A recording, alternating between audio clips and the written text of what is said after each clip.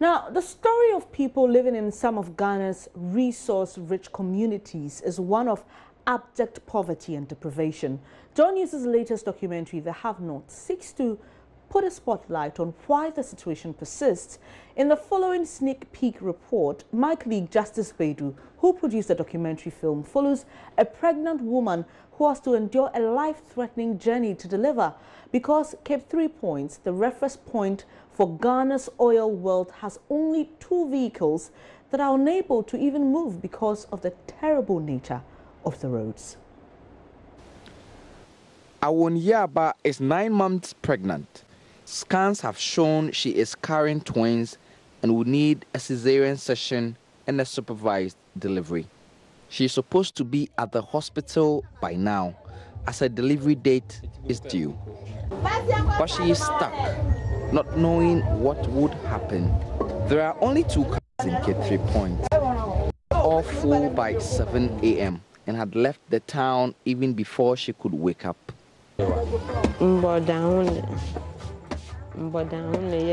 I cough, and I have been advised by doctors to frequent the hospital. But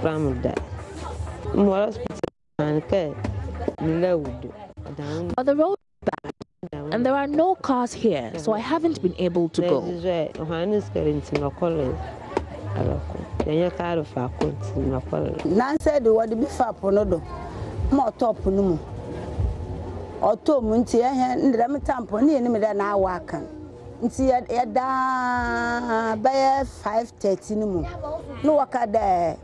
was 5 a.m. at dawn when we heard calls to come to the beach and that someone had fallen into the sea. Princess Hospital. Into what you cook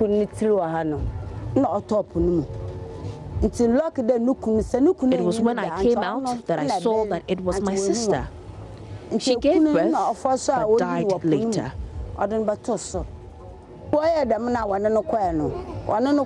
Princess. Nature by 5:13 and none we.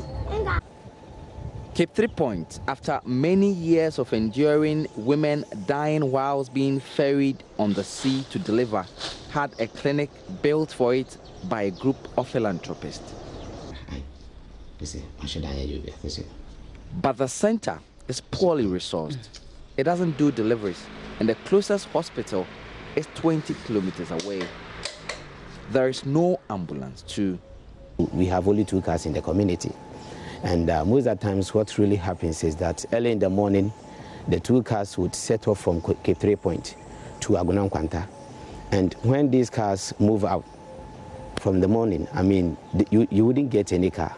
So from 6 o'clock up to, let's say, 1 o'clock, there wouldn't be any car. So within these hours, let's say a case that needs to be referred out, it's very, very difficult. The next day, we get a car. I have arranged to follow Awonyaba. It's the peak of the rainy season, and so the roads leading to Cape 3 Points are in their worst form.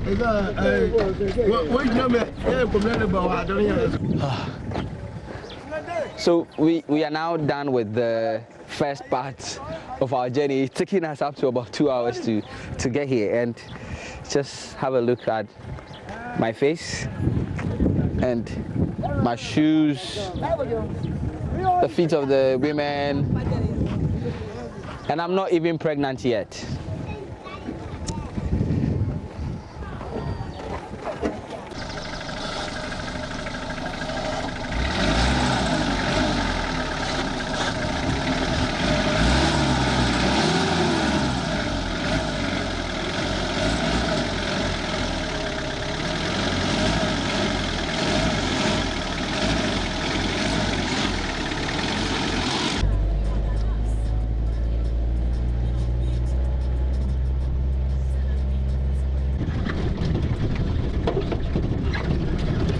Right now, looking at the way the situation is, she can have some complication because of the bumpy nature of the road.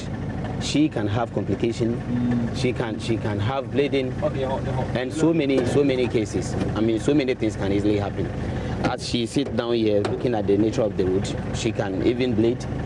anything at all could happen. After nearly 6 hours at the Disco Hospital, it turns out the cesarean session cannot be done here because machines at the hospital's theater 2 aren't working. We had to take another 2.5 hours journey to the regional hospital in Sekindi to have it done. Awonyaba was lucky and delivered her twins, but many other women aren't. For every 100,000 Ghanaian women who go into labor, 350 still die whilst giving birth.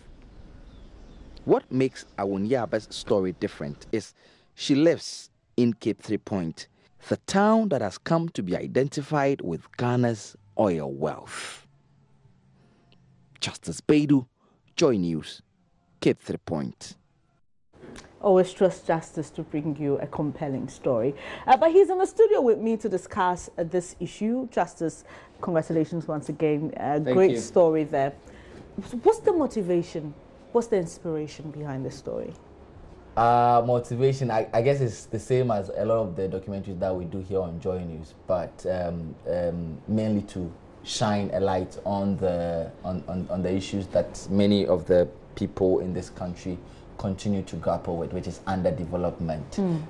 But in this instance, it is quite ironic because this documentary was filmed from some of the places where people have come to identify these areas with the resources that has made all of us wealthier as a country. Cape 3 Point, since 2007, has been held up as this town where if you wanted to identify our oil wealth and geographical location, it's Cape 3 Point. I mean, even though the industry itself is not on the land, it's in the sea. But then the people there believe that Cape 3 Point benefit. Is there, yeah.